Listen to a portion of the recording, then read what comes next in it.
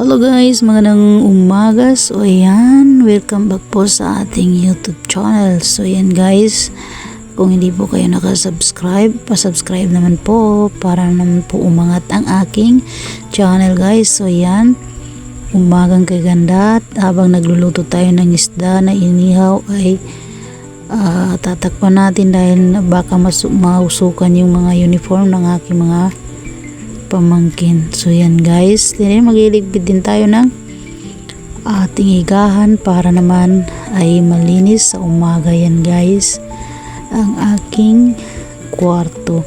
So yan, hindi naman masabing kwarto kasi kalat di pa tapos, pero kailangan natin iligpit para hindi naman makalat guys. So yan, habang hindi pa tapos ang aking higaan ay okay na yan, kesa naman sa dati kong higaan guys ay medyo as in talaga na tumutulo yung tubig sa bubong. So hindi lang basa yung aking higaan guys. So yan, dito ay mas okay at yero na yung atip, and then hindi na basta-basta masisira ng hangin. So yan guys, and then dito naman na tayo sa kabila dumaan sa Kilamudra. Ayan, then palabas and magmuni-muni guys dito sa labas, and then kailangan din natin balikan yung niluluto natin para hindi masunog. Yan, sasara muna natin yan guys. Ganyan lang dito, simpleng buhay guys. So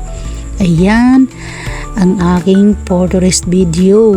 So yan, babalik na rin lang natin yung isda. Then siyempre mas marunong pa kayo magluto sa akin, so ito lang yung alam ko. Ang niluluto sa isda ay yung usok. Masarap daw yung usok guys, charot lang. So ayan,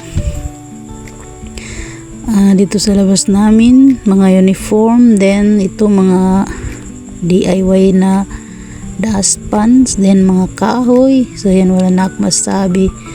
So ayan, then kailangan natin mag-isip ng mga bagay na hindi na dapat bibilihin dahil yung pera ay mahalaga para sa ibang bagay. Thank you for watching.